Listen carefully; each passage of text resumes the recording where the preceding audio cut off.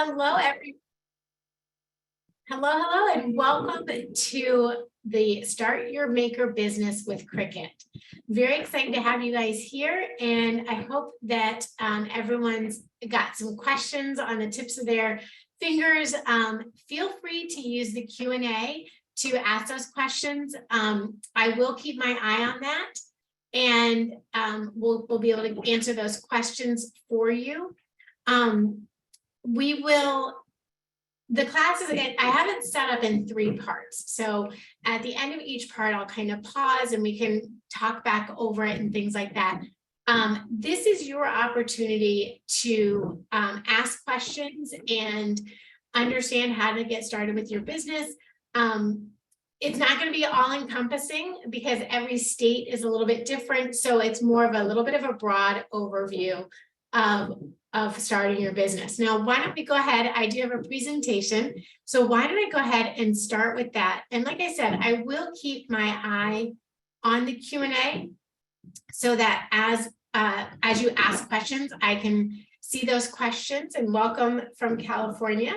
Happy to have everyone here. I am located in Northern Virginia, right outside of DC, on the East Coast. So it's the afternoon for me here.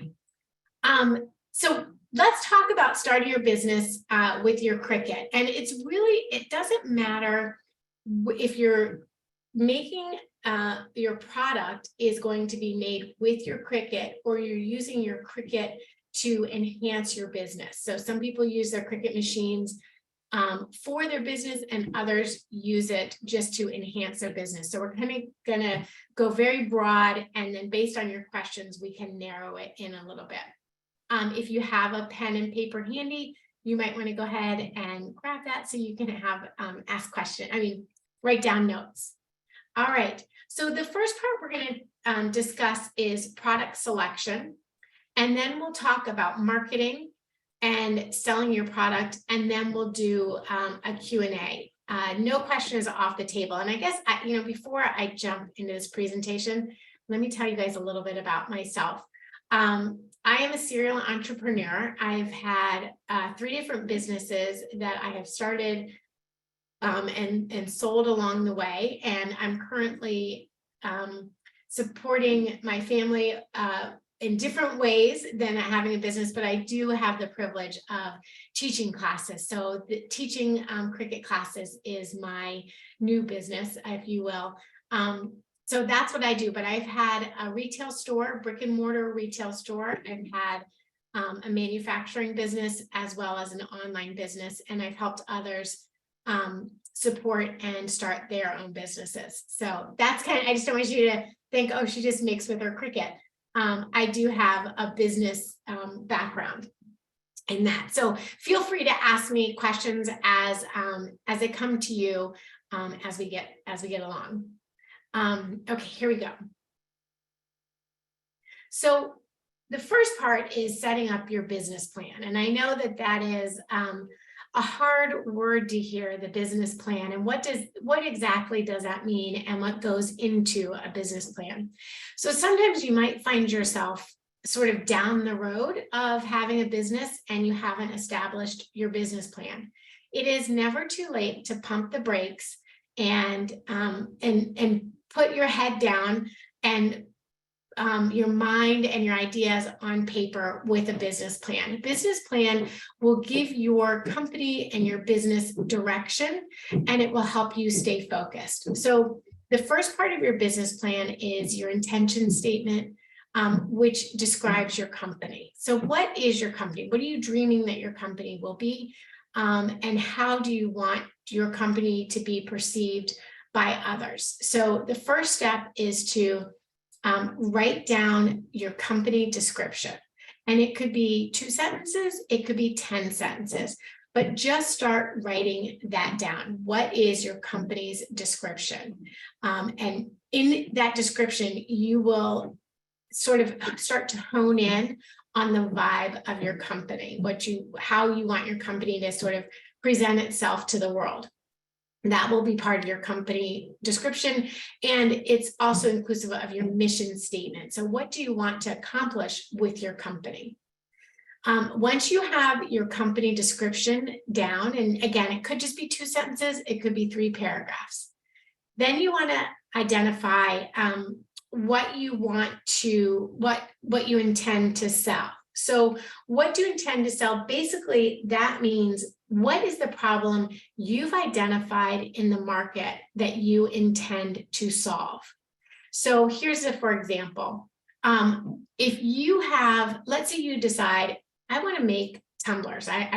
Let's take Libby cups, for example, and you want to make a business around Libby cups. Well, in the next part, you'll find that those are quite available in the market. So what's the problem that you're going to sell? What will your Libby cups do differently than somebody else's? Is your problem, well, I want it for my local baseball team, or I want it for my community with my zip code on it. Nobody sells that. What is the problem that your product is going to solve?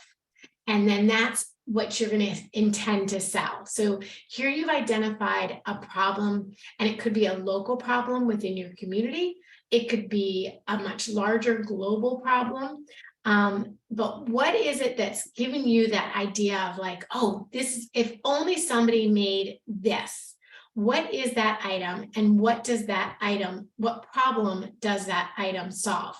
So when you start writing the what you intend to sell, think about what problem you're solving. And it may just be, there are not enough cute tumblers in the world, and I want to make more cute tumblers and sell those to my friends, or sell those to the outer community.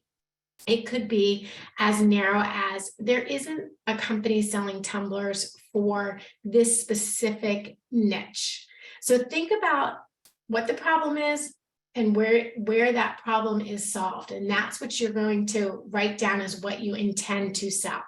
Now, that might change over time, and you may think, oh, I thought I would sell tumblers, but it's t-shirts that solve the problem, or it's handmade bags that solve the problem. But this is where you kind of start putting down your intentions on paper of what you want your business to look like. Then the next part is to do your market analysis. And your market analysis is the how. How will your company solve the problem? So you've identified a problem, and now the market analysis is about how you're going to solve that problem. So you need to start gathering your data and doing your research that shows A, that there's a problem, and B, how to fix it, how you can fix that problem with your product. Your market analysis should also include who your target customer is. So you've identified a problem, you've identified a product that will solve that problem, and now you need to identify who's going to purchase that product to solve the problem. Who else has that problem that you've identified? And then on top of that, once you've identified that, start looking at the competitors. Where else could your target customer find a solution for the product? So where else could they find a cute tumbler? Who else is making those tumblers? What is the competition that's on the market currently? And then including your market analysis, how you will be different from your competitors. So you've got to do a lot of research, not a whole lot, like don't make it so daunting that you don't start your business because you're like, oh, I'm still in the research phase. But you do want to make sure that if you're producing a product, it's unique, it's different, it solves a problem, and you present it in a way that your competitors are not presenting it. So those are kinds of all the things that you're going to include in your market analysis. And then you'll want to do a marketing plan. So what is going to be your strategy? How are you going to market your product? How are you going to reach your target customer? Who are you going to partner with? So if you have a great product, let's say you've come up with some really cute bandanas for rescue dogs, and you want to bring that to market. Well, have you reached out to your local shelter and possibly done a campaign with them, or see what opportunities they have in terms of fundraisers that maybe you could participate and just start getting a marketing plan together. And I always like to do my marketing plans like immediate, 3 months out, 6 months out, and then a year out. So the immediate is, like what you're really excited about right now, right today, that got you thinking, oh, I need to make this product. And here's my person who's going to buy it. And here's how I'm going to reach that person. So those are like your immediate things that you can start planning on. But once you've exhausted those immediates, then you need to start thinking, okay, I've got this down. Now I'm going to need to start branching these out and planning 3 months out, 6 months out, and then a year out. And then the last part of your business plan, you want to include your financial plan. And your financial plan really will help you establish, can you afford to do this? If you can't afford to fund it yourself, where will you get the funding? And having a business plan you can take to somebody and say like, how do I get funding for this? Go to your SBA, your Chamber of Commerce, and ask them about ask them how to get funding for your business. And then you'll have the financial plan, also including what your costs are going to be. What are your startup costs? And you can include in your financial plan how to start pricing your items. So those are that's the big picture of your business plan. And you can really go into a lot of detail with a business plan, or you can just do a surface description. I think a lot of times crafters, we are more in the immediate of like, oh, I have this opportunity, I've got to grasp it now while it's here. And sometimes we just overlook that business plan. But the business plan is really what's going to give you the longevity past your first 3 months or past your first idea. So that's your business plan. Now, I see if some of you are asking, Kimberly's asking, what are the online sources for market resource? And I'm hoping you're asking about market research. So I'm going to go ahead and answer that one in this section and kind of give everybody an idea of how to research what products you should make or what you should bring in. So let's say, for example, you are working on your market analysis. And so you've identified a problem and you want to research, well, is this trending? Is it, can I research my competition? Who's filling this need already? So one great place to start is with Google Trends. And when you go to Google Trends, you can start doing an analysis and compare different things. So let's say you came to the conclusion that your business, you wanted to make jewelry, you just didn't feel like there was enough of a specific type of jewelry or a look of jewelry or that, was your vibe. So you decided you wanted to make jewelry. Well, where do you start? Do you start with earrings or do you start with necklaces? So I did a quick Google Trends search comparing how consumers are Googling earrings versus necklaces. And the results across the United States, this is in the past few days, like this is actually just in the last 2 days. I think it starts at April 19th and then goes to the 20th. And you can change this by going to the days and changing the days that you're looking for. But if you look at this, earrings are trending below necklaces. So maybe you were thinking of starting earrings, but then you're looking at this going, oh, more people are wearing necklaces. Well, is that a seasonal thing? Are we starting to wear more t-shirts, more dresses? So our necklines are showing more. And so people want necklaces, like we're coming into summer and spring. So we're out of our turtlenecks and people are now looking for necklace options for the summer. So that might be a conclusion that your research and analysis will come to. So this is as you're looking at the different sections. So I looked at the earrings and I was like, well, what types of earrings are trending? And it will narrow down to the types of earrings that are trending. So I thought this was interesting.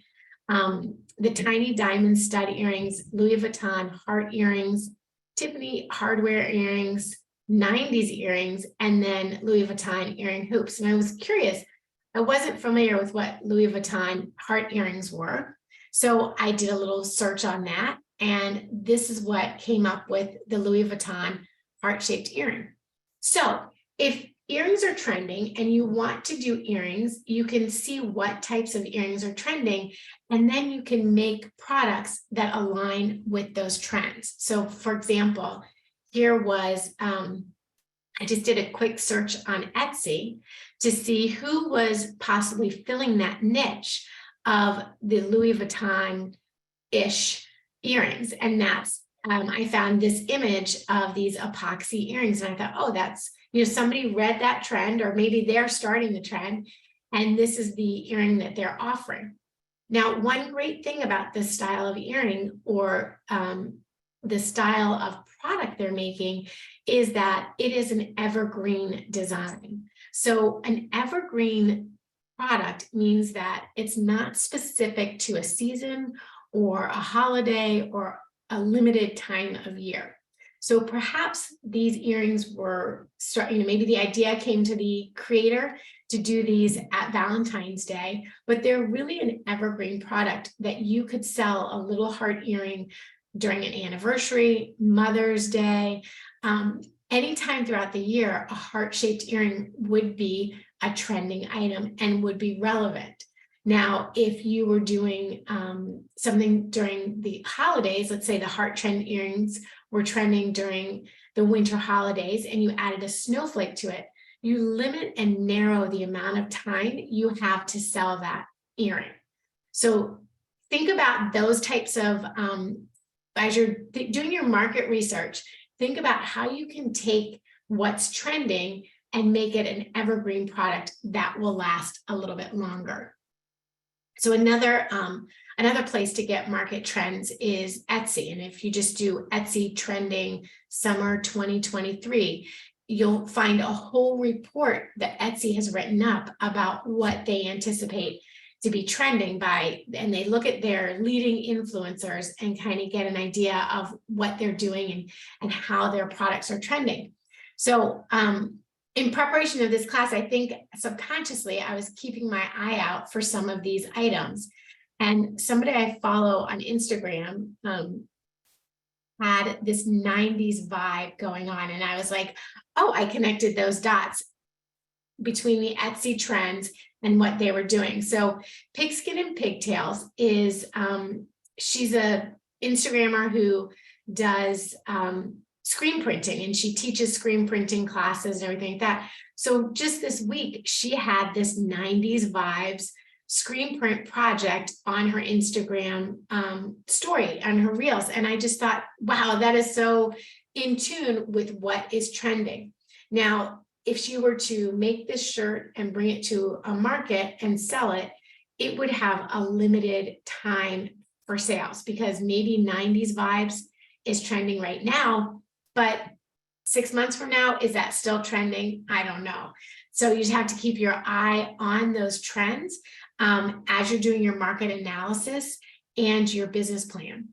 So some of those trends, you want to make sure that you are not giving yourself too much inventory. So you can think about doing your inventory on demand, which is again where your Cricut comes in, because you can do on demand. So you could have that 90s vibe shirt, but then you may do on demand cuts of that design or the screen printing. So you're just doing it when people are ordering that product. You don't have a lot of it in stock.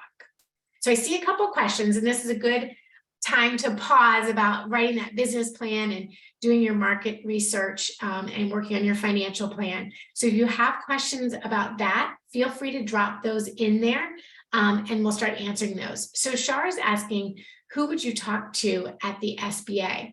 So the SBA, when I've gone in, I just make an appointment, and they have volunteers in the community that will meet with you, and they will go over your business plan with you. They will help guide you with the finances. We had this was back in the 90s, my first company I started, we were doing a loan. So I needed to have a business plan to take to a bank and show them, that I wasn't crazy that I could actually have a scrapbook store and make money doing something like that. And so we went to the SBA and they helped us get the framework for the business plan, as well as the, narrowing down the financial commitment and what we needed to have there. So that was great.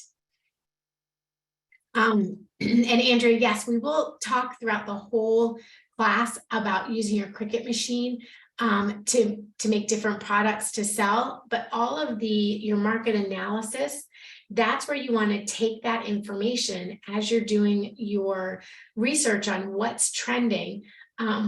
Take that and apply that to what you're selling. So I actually use the Cricut home screen for some trending ideas. So let me share that with you guys now. So as you're looking at, when you come into Cricut, when you open up Design Space and you go to the home screen, Cricut actually helps crafters with what is trending. So if you look, usually it's like along the top line here, you can see things that are coming up, events that are coming up, and things that you can be crafting for, like weddings, Mother's Day, graduation, spring, all those kinds of things. And then our cap artists are super trendy with their designs, and you can also get a feel for what they're making and what their designs are, as well as the trending on social section. So I think this is a great place to pop in as you're establishing maybe some new products for your business, or just getting some ideas. You can come into the home screen of Design Space and look at what is trending on different social platforms and apply those designs here. Like this, the glitter and felt travel bags. This is super trendy right now to do the glitter letters with the felt on top of it.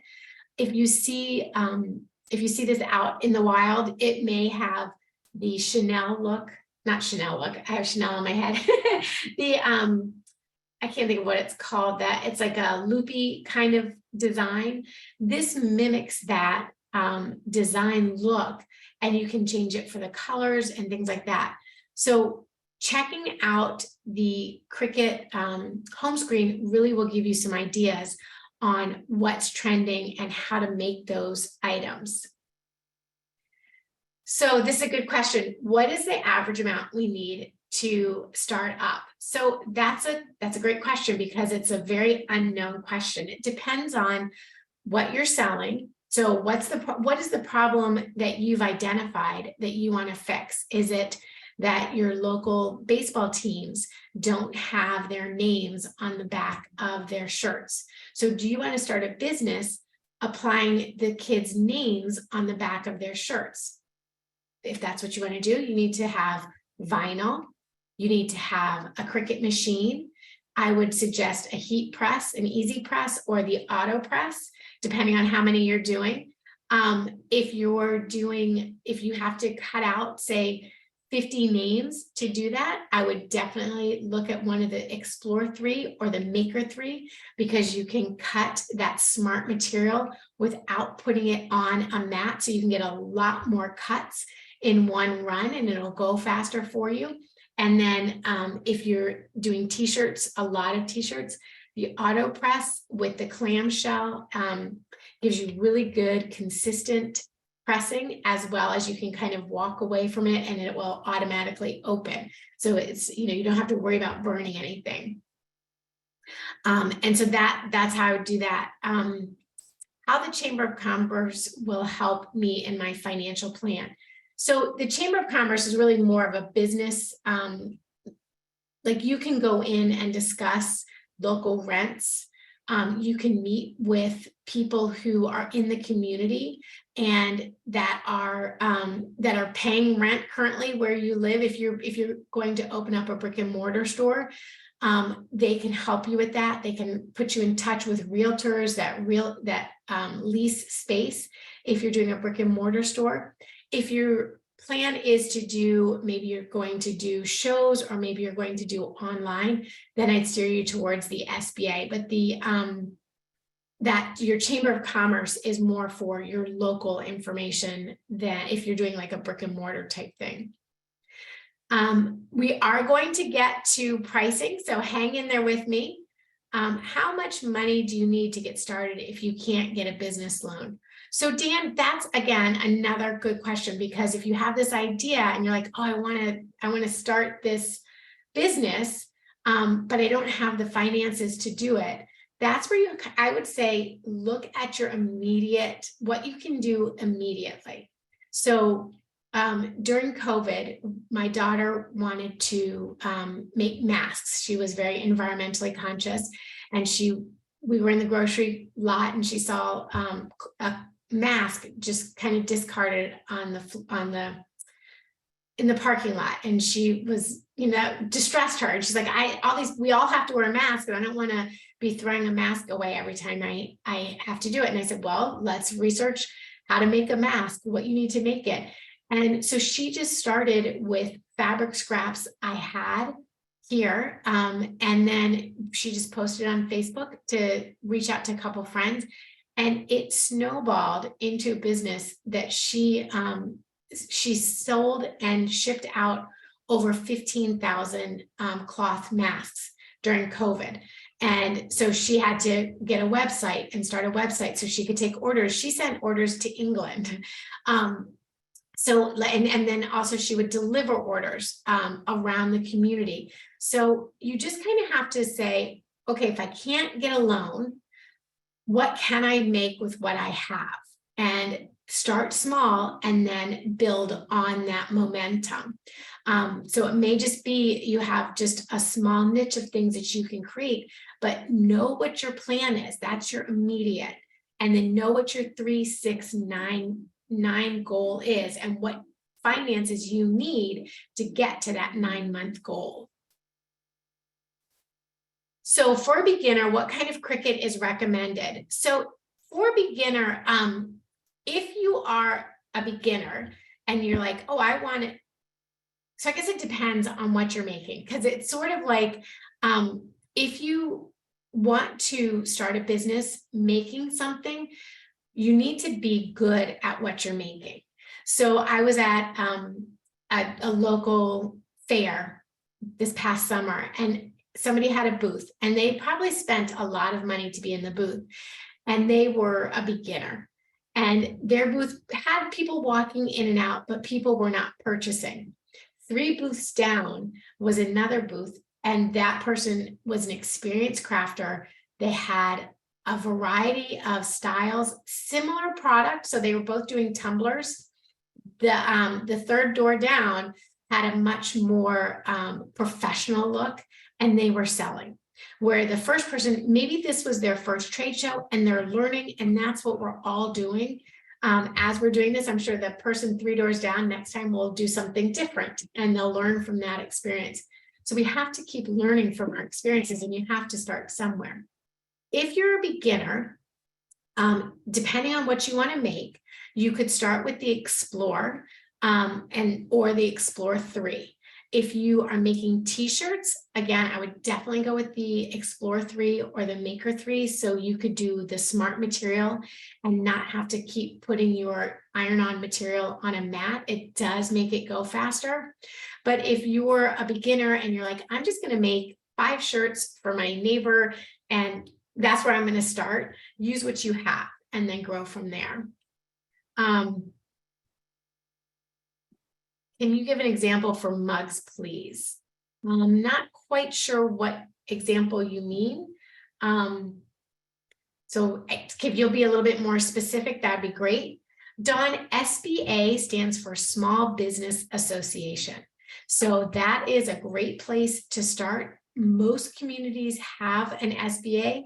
I probably have 2 or 3 within my community, like one in the town, one over from me has an SBA. My county has an SBA, and I know another county that has an SBA. So most areas will have an SBA. You may have to drive, depending on where you are. If you're rural, you may have to drive a little bit to get to one. But with so much being done online, I bet you could probably call and set up a Zoom meeting with somebody. And a lot of SBA people who work within the SBA are retired. And so they have experience. And so they really, it's hard. And sometimes that experience might be hard to hear, but don't let it, damage your dreams, but listen to it and take it in and absorb it and see how it applies to your business. So Diana, what Cricut do you recommend for tote bags and tumblers? If you are sewing tote bags, I would definitely go with a Maker 3. So you could use the rotary blade, and the rotary blade allows you to cut fabric without having to use any stabilizer on the fabric. So you get a really good, nice cut with the Maker. But if you're using it to create iron-on designs and you're using it to create vinyl, you could use really any of them. You could even use the Cricut Joy would work for you. Okay, so Denise, I'm going to answer your question. I'm going to hold on to that one. Hold on to that one. Hold on to that one. So Linda is asking, I have a Cricut Maker. What are the best things to make to sell? So that is, I can't answer that question for you, because what might sell in my market, if I'm doing a local fair, what might sell in my market might not sell in another market. So you really need to do your research and determine what is the problem you're going to solve. So if like my daughter, she saw a problem of people wearing cloth masks and just throwing them on the ground, and she wanted to have a renewable mask that somebody could wash and wear again. So she was solving a problem. So where do you see a problem in if you're going to start local, where do you see a problem in your local community, and how do you plan to meet that problem and with your crafting? So let's see. I just want to make sure. Chanel, do you see any questions that I can pop?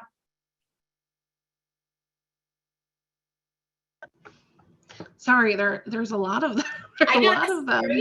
Yeah, which is great. But I actually kind of lost my spot and where you were, so I wasn't 100% sure. Okay. What has been answered so far. All right, so I'll answer a few more, and then I'll go back into the presentation, because I think some of them will get answered in the next section. So what if you have an Explore 2? Great with shirts as well. Absolutely, your Explore Air will work with all the same materials. The difference between the Explore Air and the Explore 3 is the Explore 3 works with smart materials. And I can show you all what I mean by that. So smart materials, you don't have to put them on your mat. When you cut them, you can just cut a 9-foot roll using the same design. So if you were, let's say somebody hired you to make t-shirts for a family reunion, which these were for, I cut out 15 of these big designs in like 15 minutes. Versus if I were doing it on your Explore, you could do the same thing. You just would put it on and off. Like I would use a 12 by 24 inch mat, and you would just put it on and off the mat. So yes, you can use an Explore for all of that designing as well, like your Explore or your Maker. Explore Air or your Maker 3, any of that will work. It just, once you get to the point where you're doing a lot, the threes will expedite your process. Okay, so I'm going to go ahead and share my screen again, and the next section, and we will get to these questions, so keep asking them. The next section is marketing. So what is your strategy? Now, this was part of your business plan, but we're going to go into a little bit more detail here. What is your strategy, and how are you going to market your business? So the first step is to build a brand. If you don't have a name for your brand yet, or you're looking for a name, I recommend using a website called Canva, Canva. They do have a paid part of it and a free part of it. And you can do a lot in the free part. But you can start kind of building a brand in Canva, and you can even design like your logo and everything in Canva. So, but you want to have a brand that will grow with you. And this was some advice I got early on. Somebody told me when we were, our store was called, I'm going to stop sharing here. My scrapbook store was called My Scrapbook Store. And it actually may have been the guy at the SBA said, well, you want to have your company name, you need to have it so it's not so niche, because what's going to happen when you want to grow and evolve and trends change and things change. So probably a lot of you don't scrapbook anymore, right? That trend evolved. Not crochet, but what was macrame, right? Has come and gone over the years.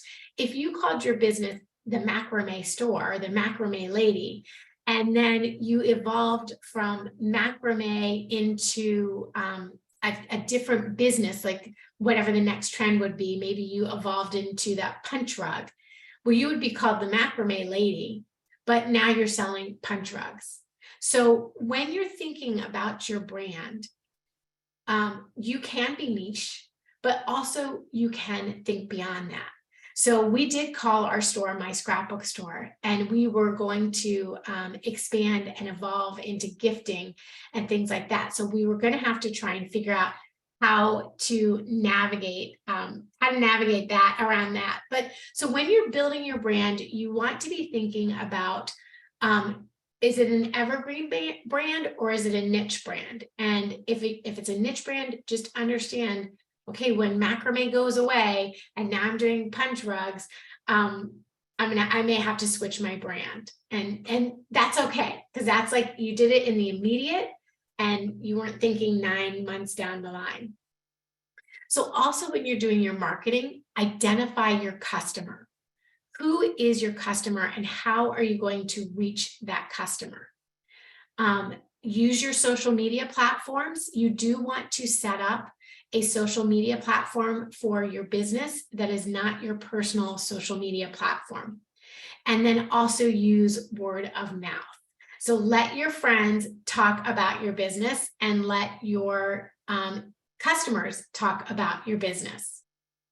So the one tip definitely after this class, go check out Canva for building your brand. Now let's get into, I'm going to come back out of this and talk a little bit more about some of these questions you have, because the building your brand and reaching your customers is super important. You've identified a problem, and now you've got to reach the people who you have a product to solve their problem. So how are you going to do that? So if you're going to, like, I'm going to kind of look at these questions and see if I could relate these questions back to the topic of branding and marketing your company. So Dee says, what Cricut do you recommend for tumblers and mugs? So if you have decided that you want to reach out to the baseball, and I keep using baseball because it's baseball season, and I drive by our little league and all the moms are there watching the kids, moms and dads are there watching the kids and everything. So if you're like, that's a captive audience sitting there, and I see them all with their team flags or their team jackets or their team t-shirts, is that something I can break into that niche? Like maybe they need to have a team design on their car, and I'm going to be designing car decals and sell them at the local Little League place. And then that car decal is going to expand into, well, I need somebody to hold my tea on these colder nights, or my lemonade on the hotter night. So I'd like to get a tumbler or something like that. Then let's say you evolve from there and you set up a little table that you can customize. This is where being mobile and agile and meeting your customer, knowing your customer and meeting your customer where they are is super effective for your business. So if you want to offer customization, you may have just a Cricut Joy so you can travel with it. It can plug into your car if your car has an outlet. And if you're making t-shirts and you're going to put the kid's name on the back of the t-shirt, you can have a mini press or the little 9x9 easy press to work with that. Would it be favorable to get a subscription for Design Space instead of using the free version of the software? Amber, that's a great question. I do pay for my subscription to Design Space. I know how to use Photoshop and I can create my own designs. But for what I do, I'm not selling products, so it's not, I don't have to have my own designs. So I use Design Space all the time. And if you find yourself always going on Etsy and looking for a design or somewhere else and looking for a design, it's all in Design Space. There are so many different designs in Design Space. I think there's over like 400,000 different images at your fingertips to use in Design Space.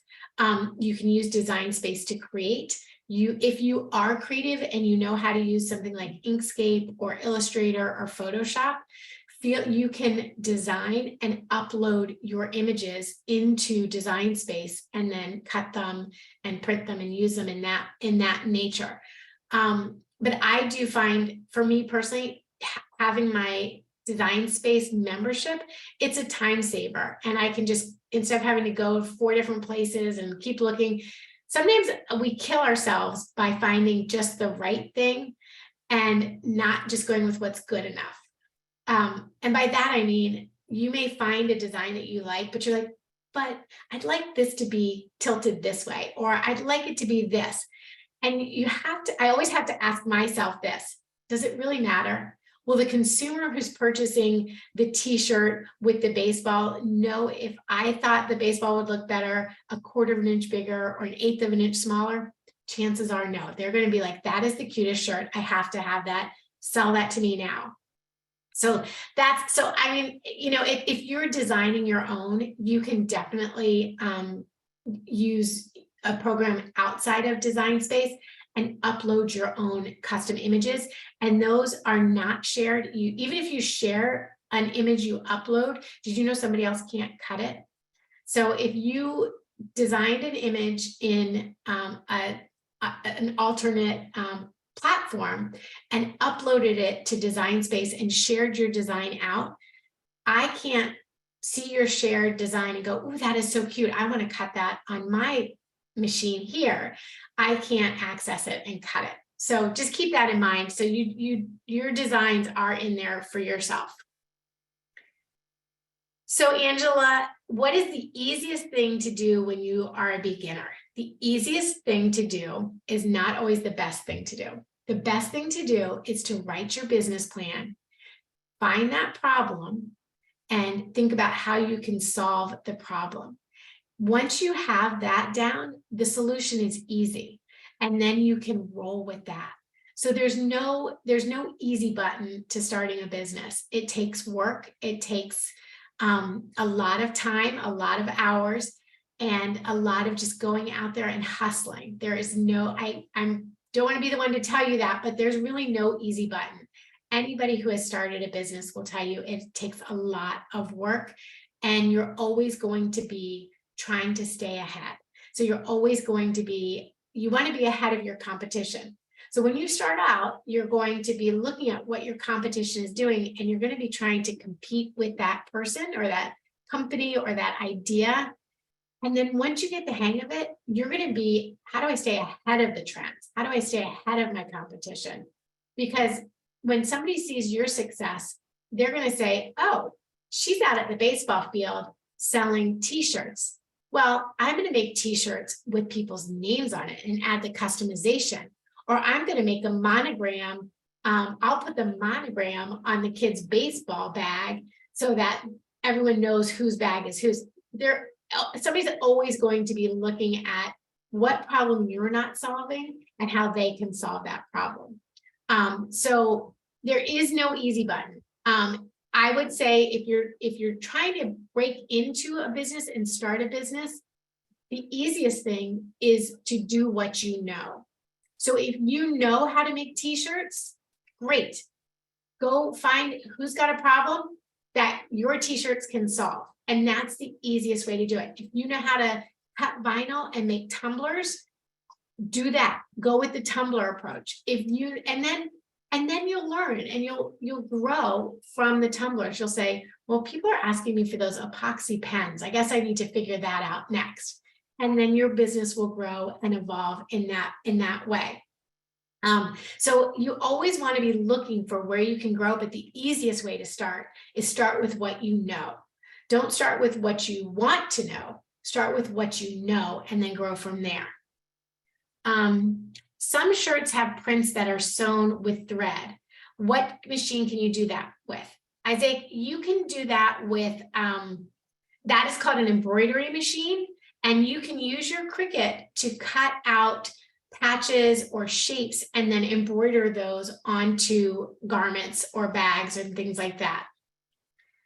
Can you sell your designs and cut files on Cricut? If you are a designer and you make SVGs, you can join the Cricut CAP program, and a Cricut Artist Professional, I think is what CAP stands for.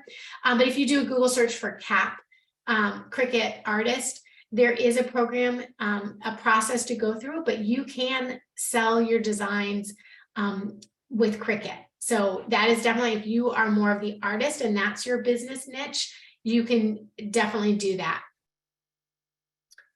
How do we know what we are using is something okay to sell and not copyrighted? Sheila, I'm going to get into that. That's a good question. And we get that a lot at Cricut. So we'll talk about the angel policy here in a minute. What if I'm an artist? Do I need any of those? Okay, so Jerusha, if you are an artist and you're designing your own designs, you can use the upload feature in Design Space and upload your own designs and then cut them out with vinyl or iron-on, anything like that. My son actually, my kids are quite entrepreneurial. I don't know where they get it from, but my son has an idea for a t-shirt design he wants to do. And he's been kind of toying around with it in my Design Space. And I'll see him every now and then have a new design that he's created and uploaded, and he'll cut and put on a shirt and kind of, he wears it around. He's in college, so he'll wear it around campus. And he says he knows if people are like, oh, dude, I like your shirt, then he'll put it in like his little folder of like things to make and sell. So that is that word of mouth, that's reaching out to your customer, that's knowing who your customer is and solving that problem. Okay, so let's see.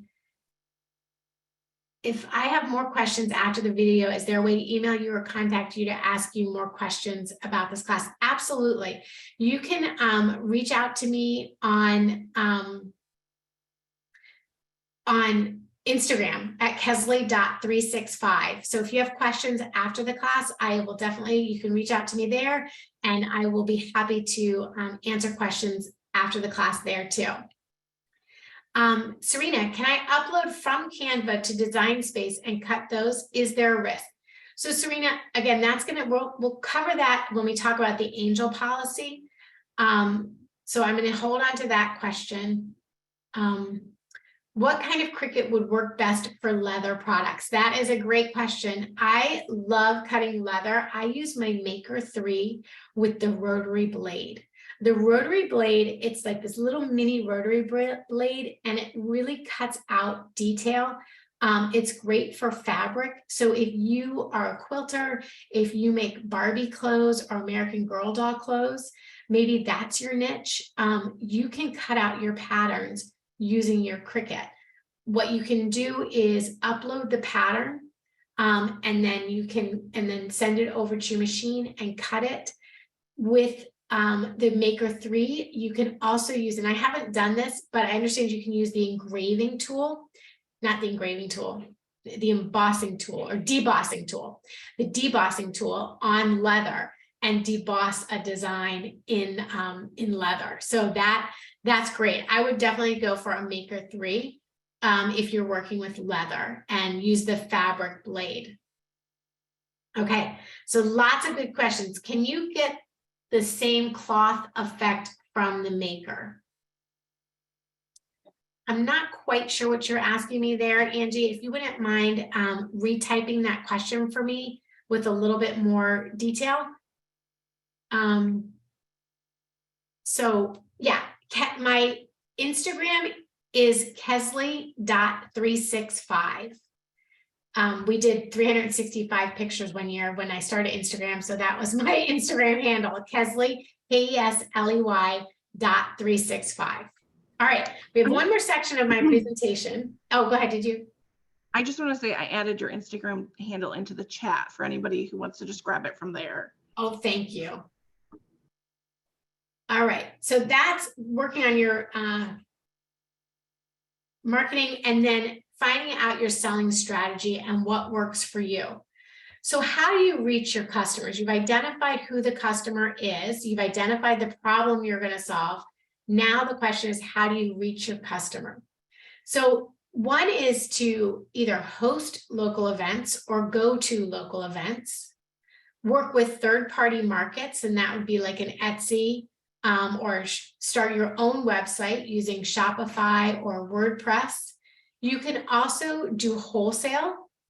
If you want to get into wholesale, you're working with retailers or other sellers, and you're selling to them, and then they're selling that product out. If you we're going to talk about pricing here. So pricing is price what the market will bear. And you want to set your pricing. When I say price what the market will bear, again, what the pricing strategy I might use in my community will be different than the pricing strategy somebody else will use someplace else in the country. And that might be because of income levels, because of where you live, what type of events you're hosting at. The online portion of it does make it more of an equalizer. But if you're doing local events, you need to be sensitive to what your local market can bear. What I usually use for pricing is the cost of the raw materials plus the cost of your labor. So you have to account for your labor in your equation. How long does it take you to make it? And I know this is like, so hold on, I'm going to get back to that. And then what your overhead is. So are you renting space? Did you have to buy equipment? Are you paying for that equipment? Are you paying that equipment off?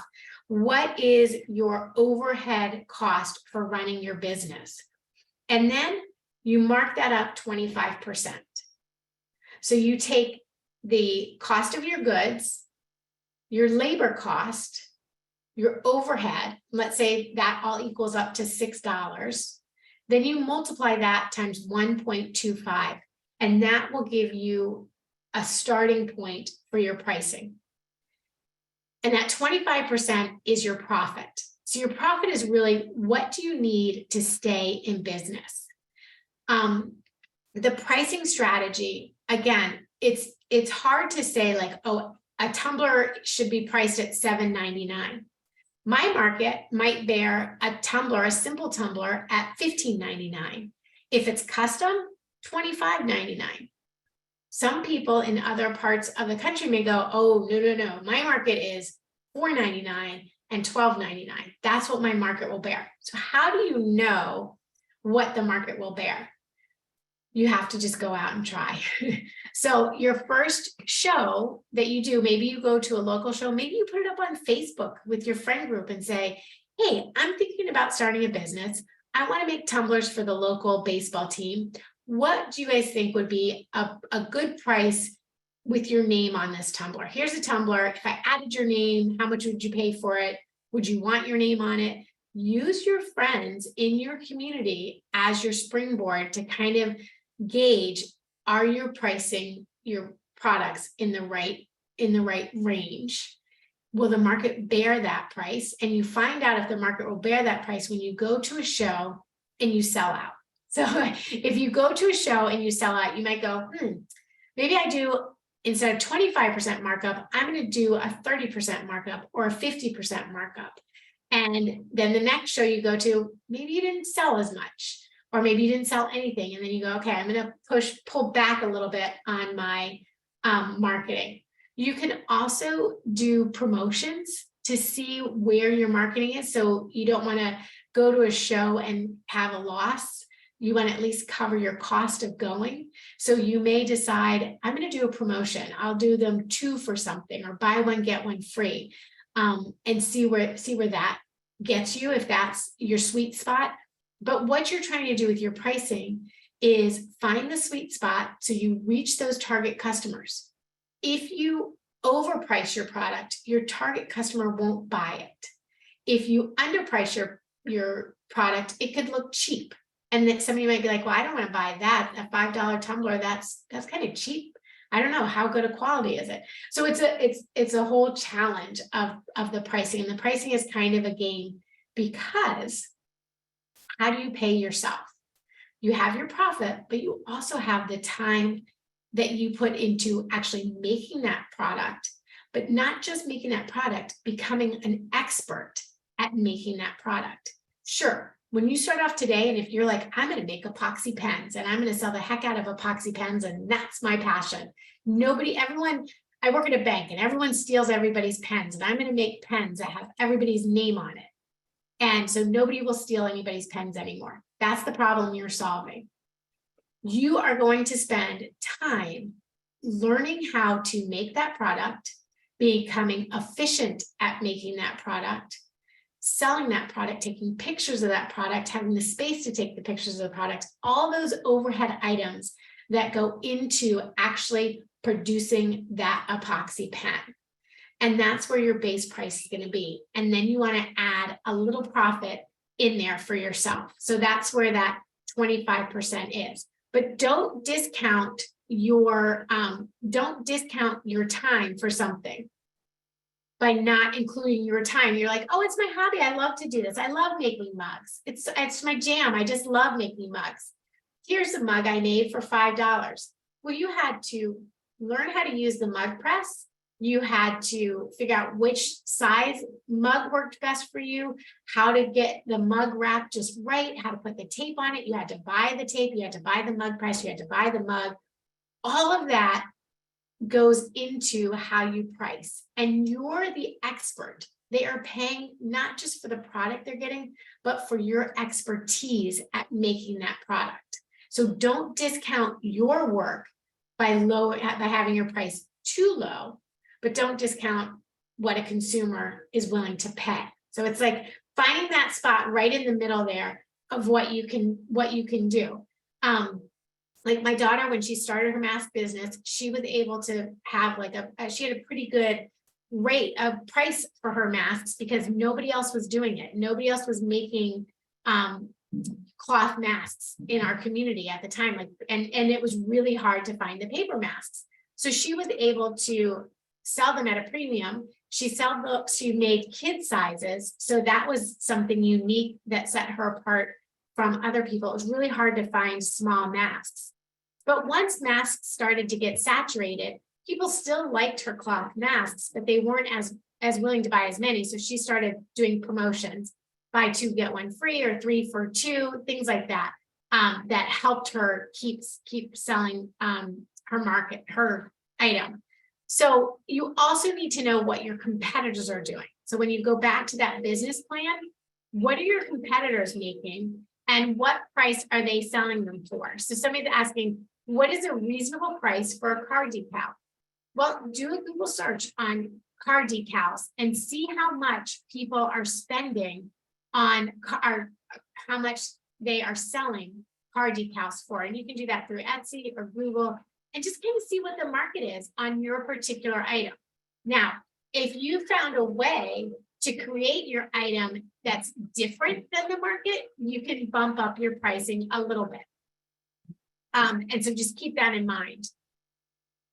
How do I know how much I'm charging for my labor? That is a great question. If you were to go out and if you were to pay somebody to do what you are doing, how much would you pay them? Would you pay them $3? Would you an hour? Would you pay them $15 an hour? Would you pay them $20 an hour? How much would you, if you were to go out and say, I want a leather wallet with my name, with my monogram on it for my groomsmen. Maybe you're in the bridal, in a bridal market. That's what you're doing. That's your niche. And you're making wallets and customizing them with the groomsmen's names. Well, that's pretty unique. And if you were to just go purchase that, how much would it cost? If you were to purchase somebody, if you were to hire somebody to make that, how much would they charge and how much would you be willing to pay for it?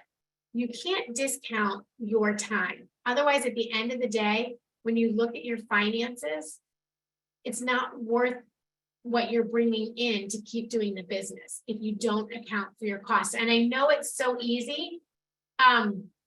It's so easy to like kind of be like, oh, I can work 50 hours. It's my jam. I like doing this. This is my hobby. I'm learning. But you need to account for your time and your cost.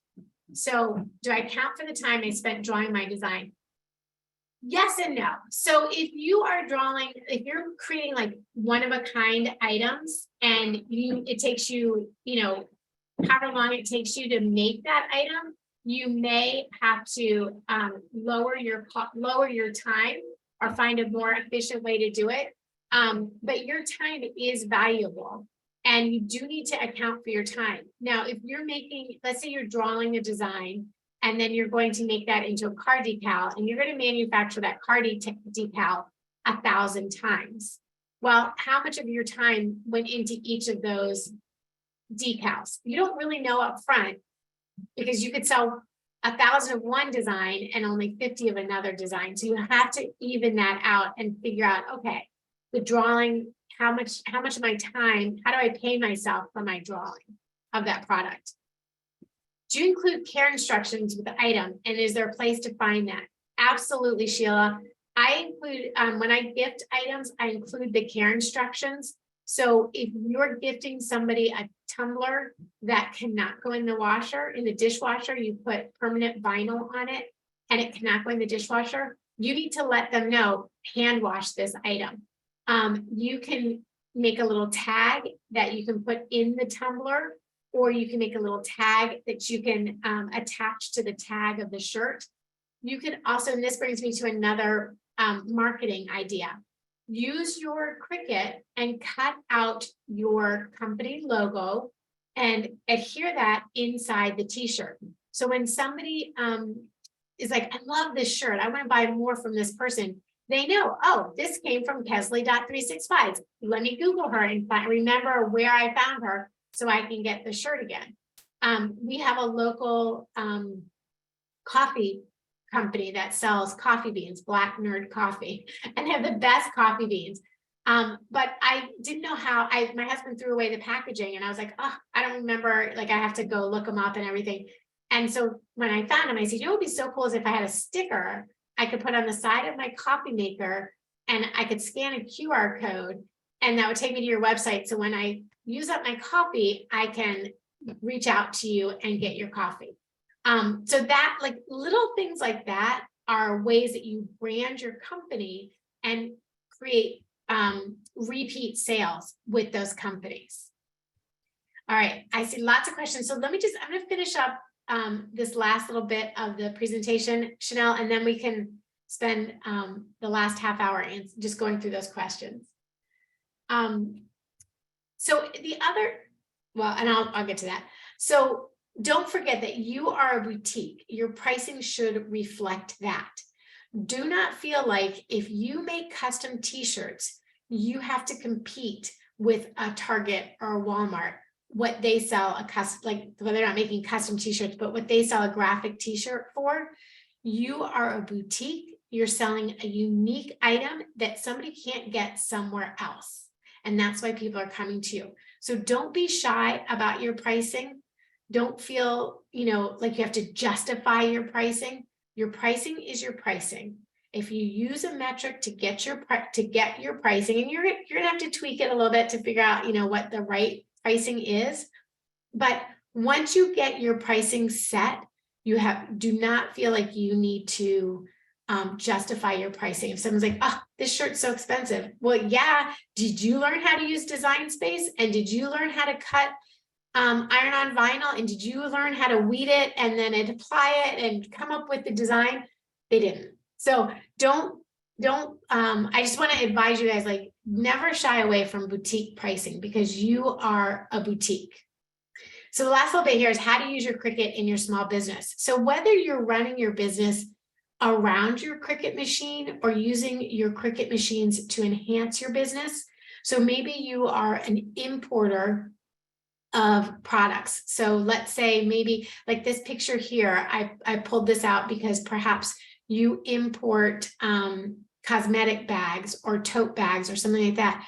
You can use your Cricut and add design to that product. So this design, maybe your niche is your travel agent and you also have a side hustle for travel supplies.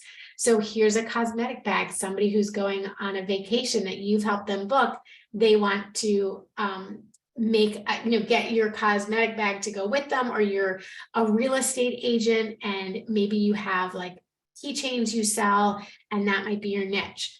So you can design and use your brand across a variety of items.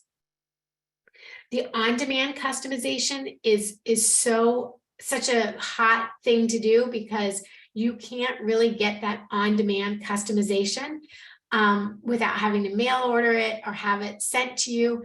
You can do on-demand customization on the spot. So if you're doing a craft fair, if you're at a local event, if you're doing parties, you can do on-demand customization for that party or right there on the spot and have it done.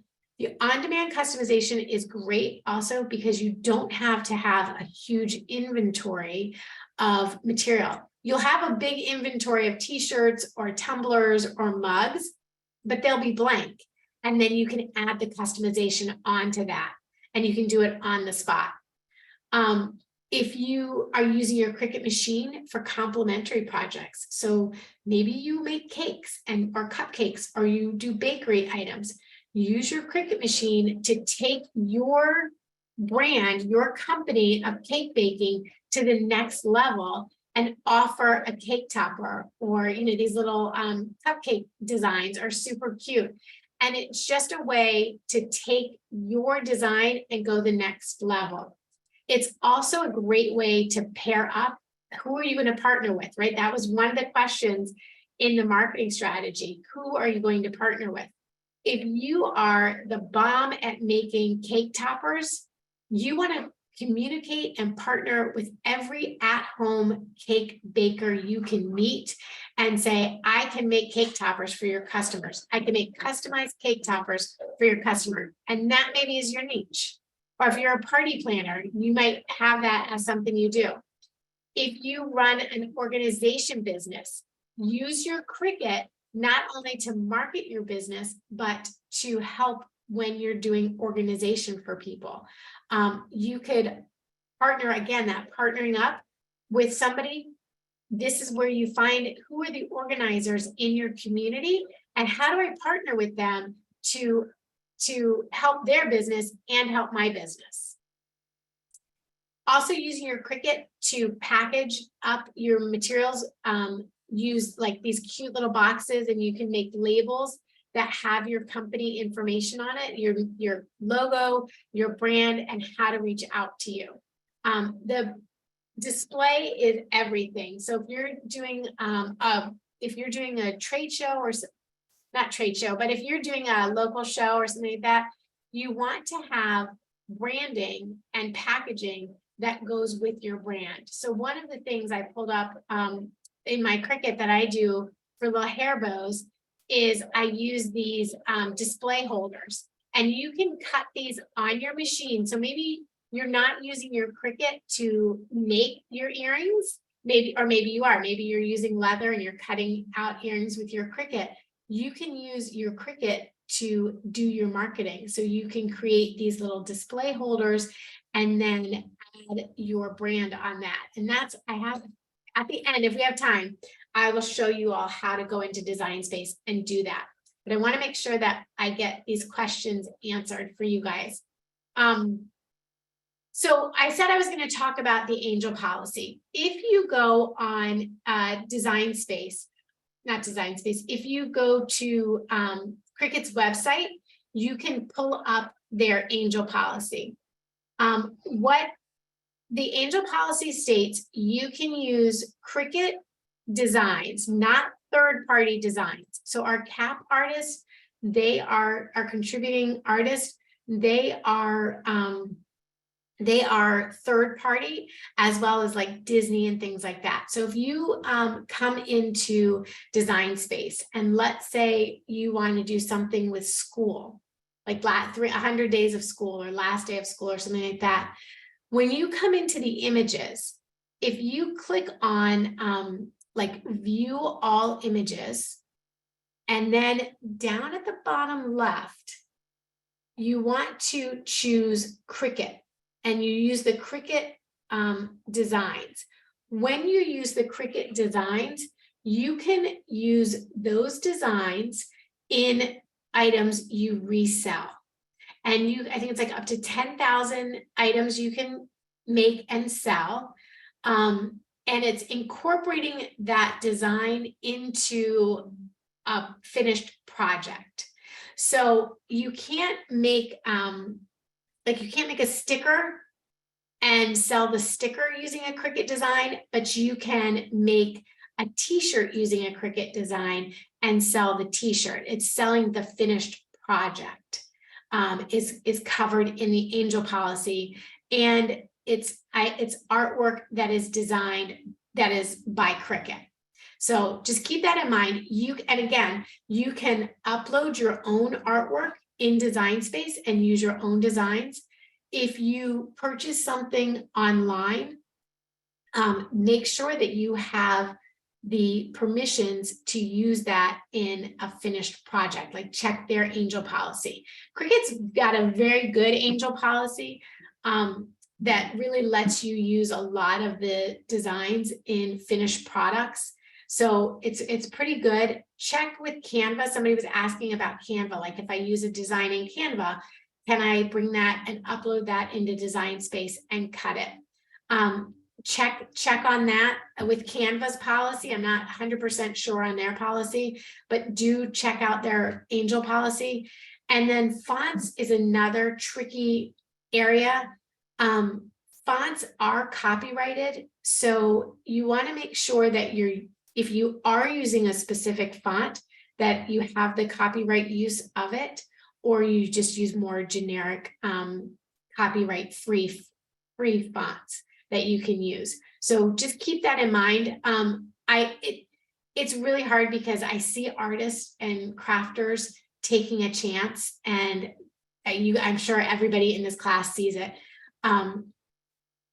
I wouldn't personally, I would not take that chance because I wouldn't want my business to get shut down or get sued over using somebody else's artwork that I didn't have permission to use. So you want to use look at the angel policies of the different companies you use, and make sure you can use that artwork in your design that you're reselling. A lot of times, if you take the artwork and incorporate it into a finished project, like a t-shirt, like a tumbler, like a decal, they have that within their policy. But you just have to make sure, you want to make sure you check that with everything, with the companies you're using.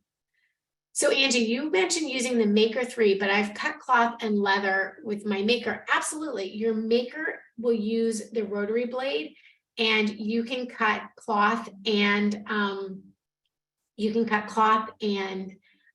fabric on your Maker using the rotary blade.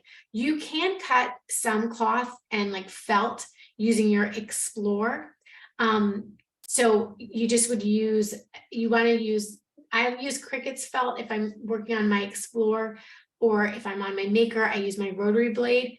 If I don't have Cricut felt, like if it's not the right color, I will use either a freezer paper and or some other type of stabilizer on the felt. You just want it to be, give it some stability before cutting it. I think felt food is such a fun thing to make, and that's a great thing to make and sell, especially if you're in that kid market. You could use your Cricut machine and cut out like watermelon and strawberries and make an entire little market basket and sell that at shows. So that's a great, really super easy, fun thing to do. Which machine would I need to do mason jar labels, t-shirts, banners, flyers, and business cards?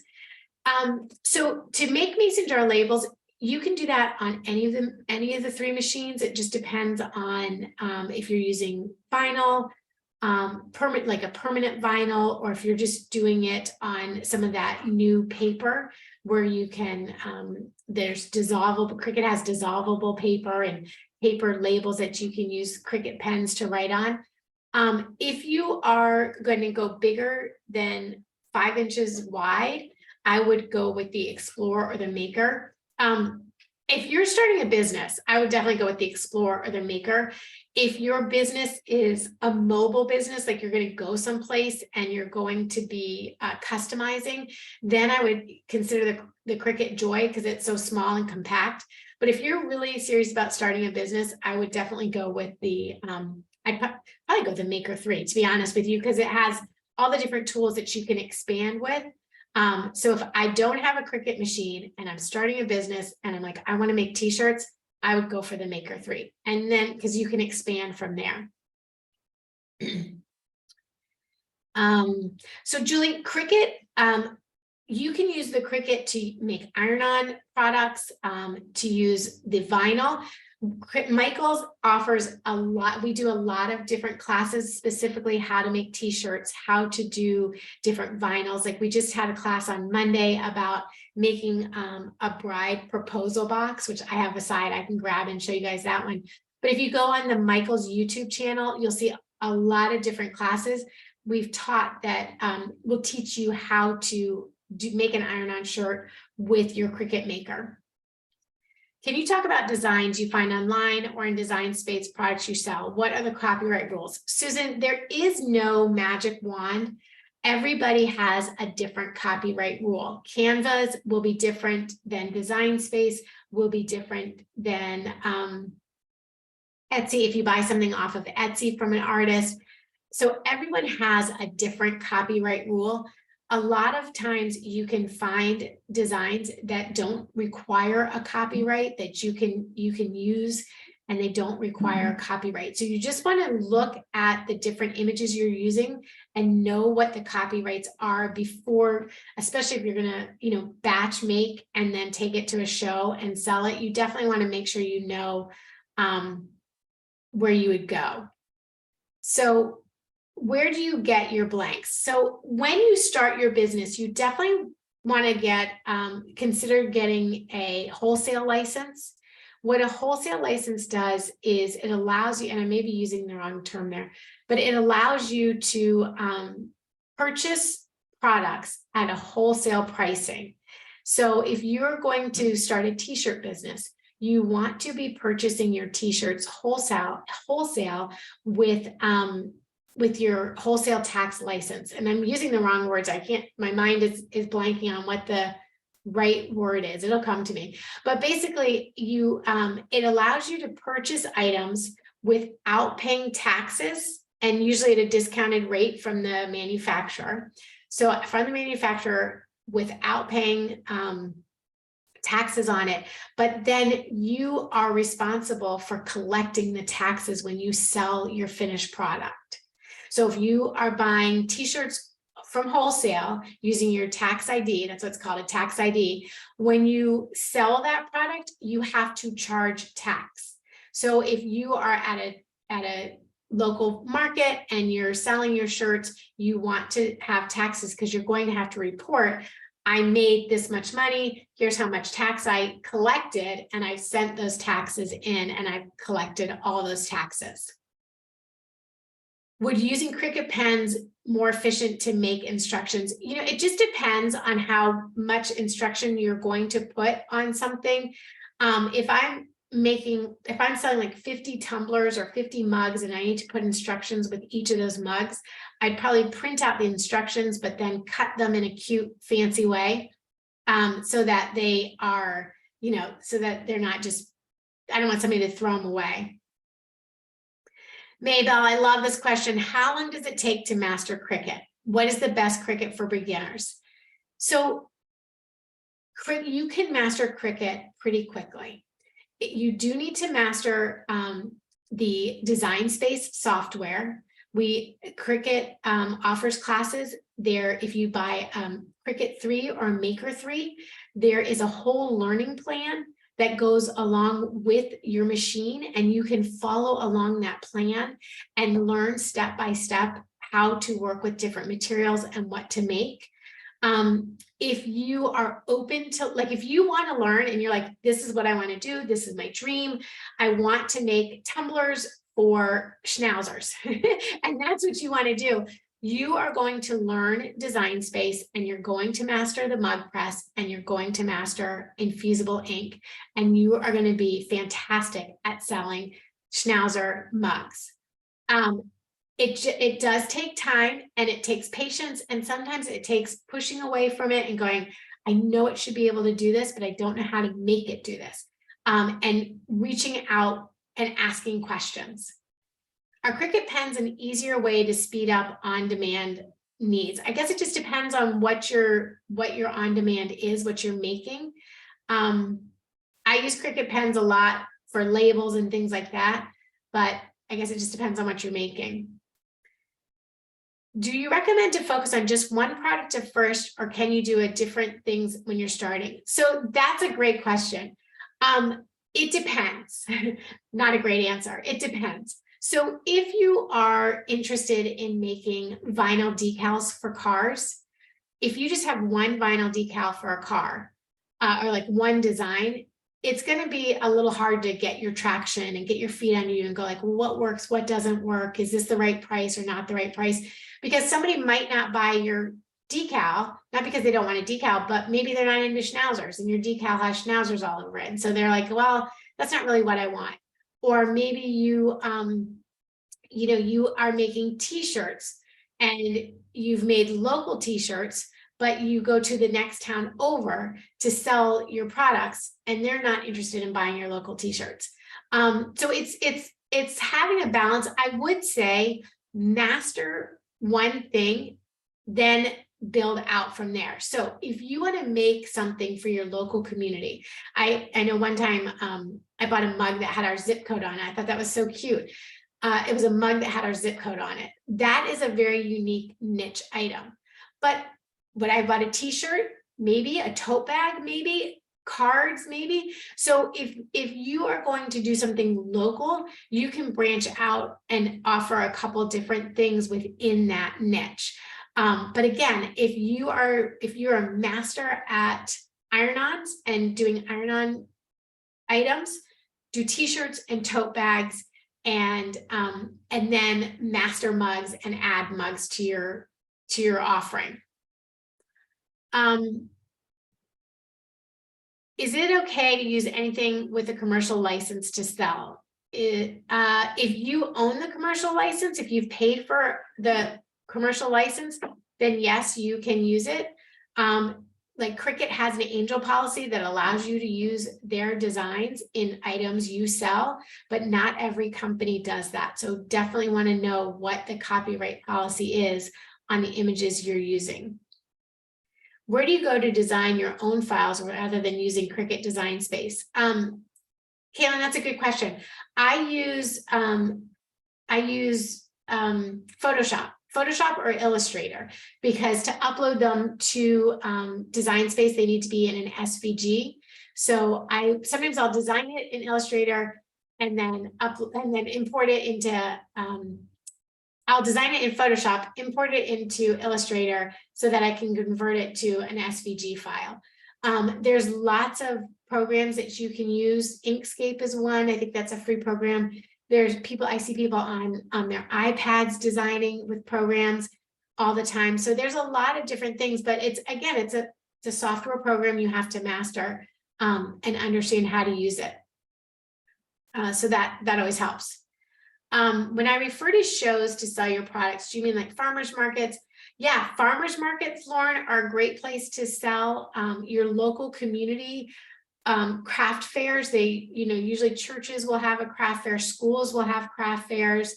Farmers markets can be a little tricky because there's usually a higher entry fee to something like that than a craft market. Talk to your crafting friends and see where they are, your friends, and see where they go to buy during the seasonal craft fairs. And you can probably get some good ideas on which ones are better than others. So you can kind of gauge it that way.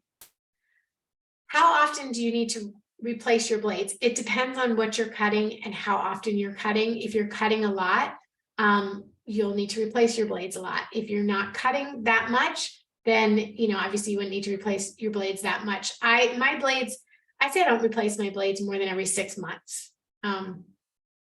So that's kind of my thing, but everybody's different. Specifics about other products, I don't have answers for because I don't necessarily use them. So it's hard for me to answer if you're asking about other materials, other than like the leather, the fabric, those kinds of things. But if it's a branded thing, I'm not sure. Thank you. State sales tax certificate. That's what it is. And you can apply for that online and get your state sales tax online. So you can do it online and then you just pay your sales tax every month to go online. Now, if you're looking at a printer, Caitlin's asking about a printer. It's hard to say which printer is the best. Everybody has different experiences. If you're wanting to do print then cut, you can do that on your Maker and your Explorers, not on your Cricut Joy. So whichever printer works best for you. There are dye sublimation printers, there's paper printers. It's hard to tell which is the best one for you. And as far as third-party markets, I would, again, just do your research on which ones are the most successful in terms of crafting. Like, do people have Shopify or WordPress, Etsy, or their competitors to Etsy? So look around and do your market research. And if one's not working for you, switch it. We used, what did we use for my daughter's mask business? We had Equid, ECWID. Equid was the website that we used for her mask business, so people could do that. Okay, do I have like 10 minutes? Oh, time's up. Can I answer these last questions, Chanel, or do we need to pop out? Yeah, go for it. Okay, Yeah, so you're good. Don't ask any more questions.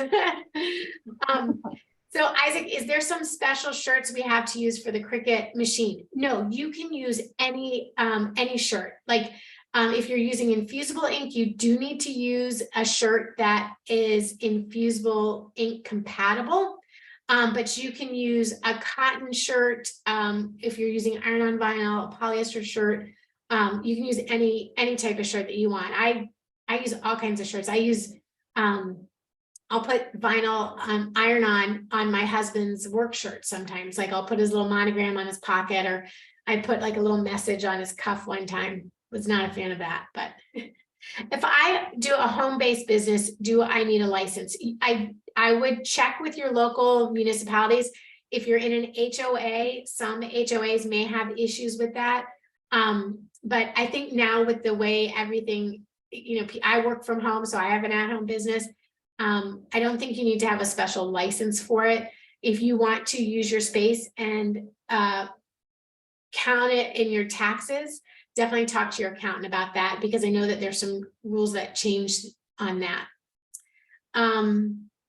What about using images and fonts in your label in a product you are selling? Yes, same rules, Angie's. Make sure that you can use that font and you have access to that font.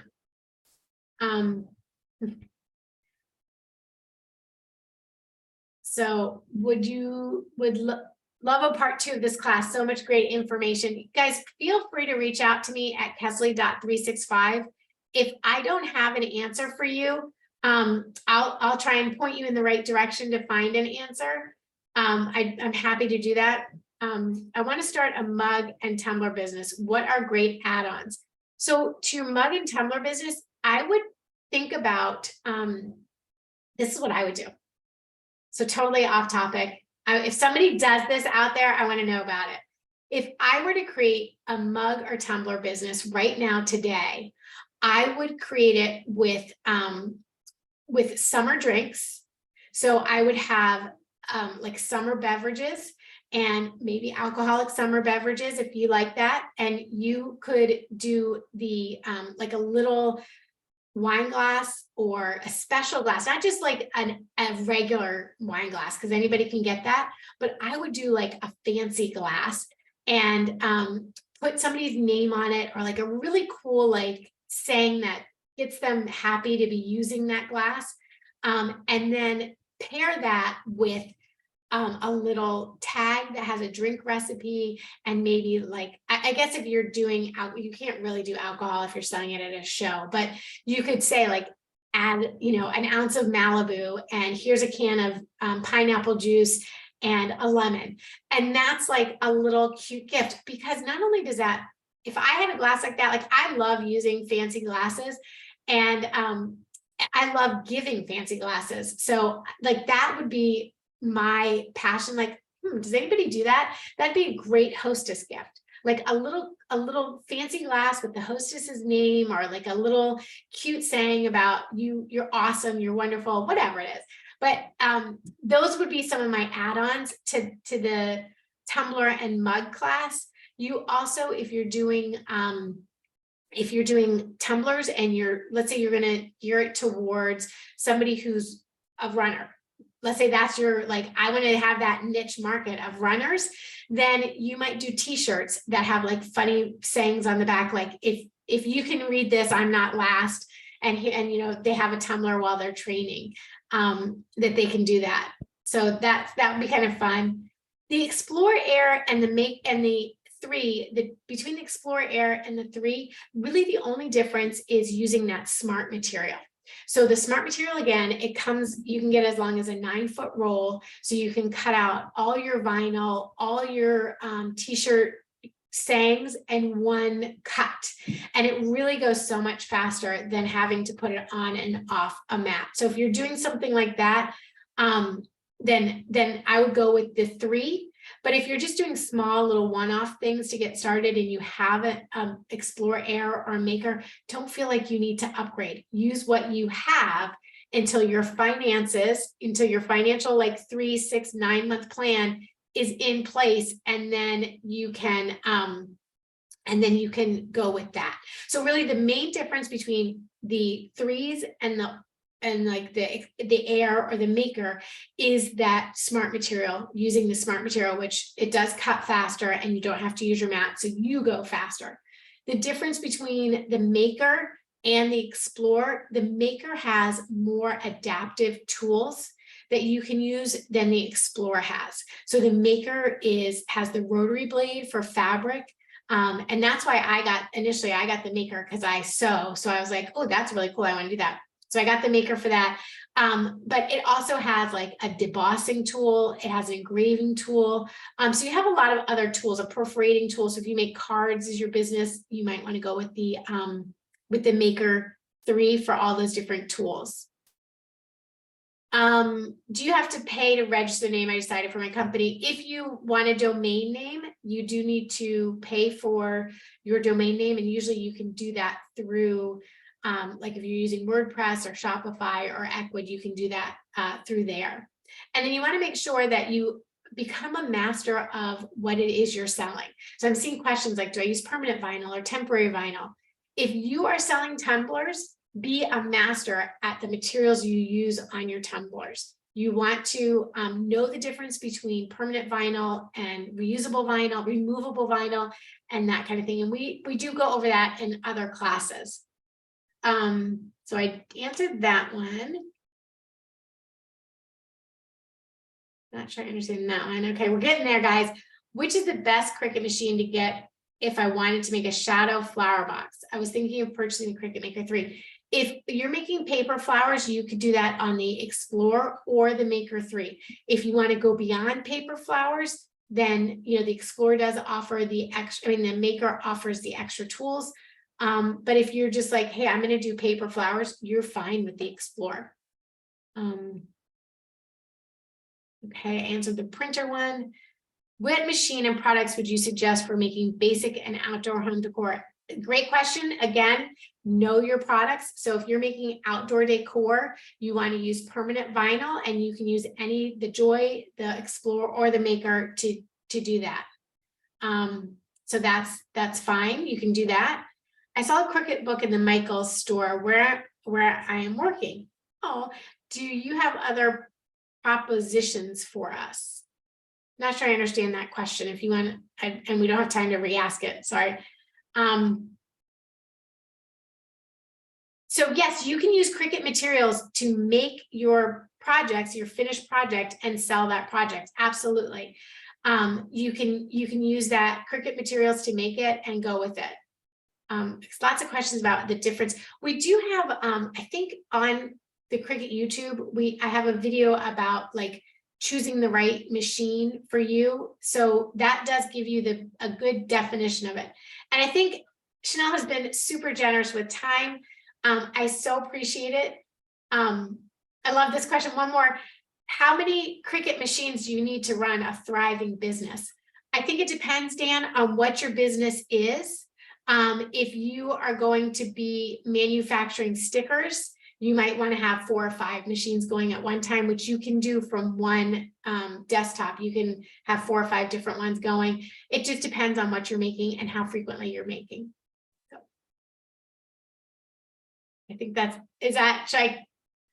think if I keep going, they'll keep coming in. Yeah, probably. I think, but we're getting a lot of thank yous. It was a great class. Hope you have a great day. So I think they're ready to wrap it up as well. Thank you. And don't forget, this has been recorded. So that information at the beginning about your business plan, all that, you can go back and watch the recording.